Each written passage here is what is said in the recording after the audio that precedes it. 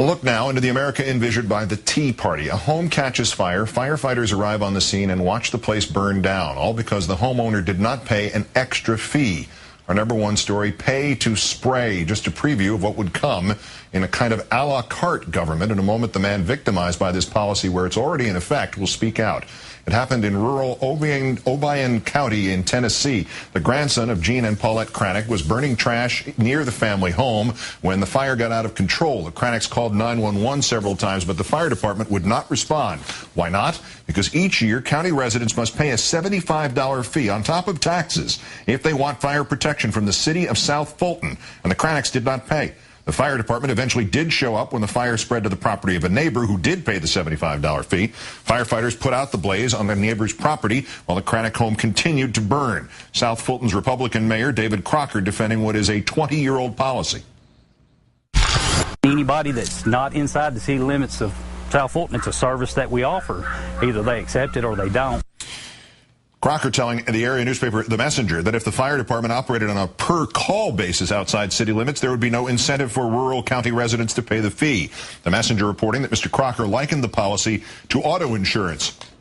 As an analogy, he said if an auto owner followed their vehicle or allowed their vehicle insurance to lapse, they would not expect an insurance company to pay for an unprotected vehicle after it was wrecked. In Obion County, 3 out of 8 municipal fire departments require a subscription fee. 2 of those fire departments, including South Fulton, state they will not respond without payment, while the Kenton Fire Department puts itself down as a maybe. Meanwhile, the County Commission's latest report on its fire services applauds the county's progressive credentials. Fire service is without question a basic life, property-saving emergency service. It is no less important than law enforcement, rescue, and emergency medical services. Joining me now as promised, Gene Cranick, whose home burned down as a result of this pay-as-you-go policy. Mr. Cranick, thanks for some of your time tonight under these circumstances, and allow me to express our regret here over the loss of your home. Thank you. Thankfully, your family is okay, but you're now reduced to living on a trailer on that property there, as I understand it. Can you tell us what was lost in the fire? Everything that we possessed was lost in the fire. Even 3 dogs and a cat that belonged to my grandchildren was lost in it. And they could have been saved if they had been put water on it, but they didn't do it, so that's just a loss. When you all called 911, as I understand it, you told the operator you'd pay whatever was necessary to have the firefighters come out and prevent the fire from spreading to your house. What was their response? That we wasn't on their list. And what did they say when they finally got there and finally started to work on the flames because they had spread to the adjoining property? What did the firefighters say to you? Were they sorry about this? Would they express any regret? They put water out on the fence line out here. They never said nothing to me. Never acknowledged. Just stood out here and watched it burn. So if your neighbors hadn't paid either, and the flames had jumped to their house, that would have burned down too. I mean, if nobody out there had paid, we would have had the entire rural community on fire. It was in a cornfield. They had already harvested, and they had a tractor and a disc out here that doesn't have the flame contained in the field. And the man that owned the field told them to put the water on the house. And they said they couldn't do it because it wasn't on the list. Has the fire department, to your knowledge, ever made an exception to this rule? Yes, they have. Back when we had a real fire chief. Boy. He had enough gall about him that he would do things. About 3 years ago, in December,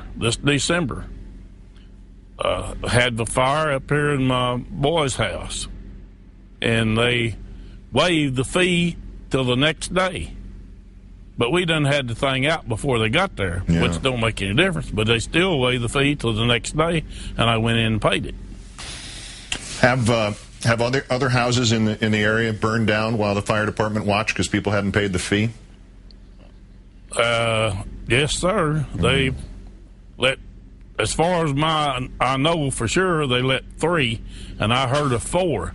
And then on the other side of Union City in the community, they let a barn burn that had horses in it. So I don't know what about that. Is your insurance going to help at all on this? My insurance is, I talked to the adjuster today, and they right on the ball. So the insurance is going to pay for what money I had on the policy, looks like. Well, at least, But it's like everything else, I didn't have enough. Oh, goodness. Gene Kranick, I don't know what else to say other than we appreciate you taking the time to explain this to us. And again, our sympathy on what happened. It's unbelievable. I'd like to say one more thing. Please. If I can. Yes. The mayor up here said I refused to pay. I did not refuse to pay. I told him I would pay whatever it took. But I had forgot this thing. And I know people don't think you forget things like that, but you do. And this so happened that I forgot it, and I had to suffer the consequences for it. So, yeah. Well, you paid your taxes. One would think it would be covered in that. I'm sorry to end the interview on that note, but Gene Kranick, I thank you for talking with us. All right. Thank you. Thank you.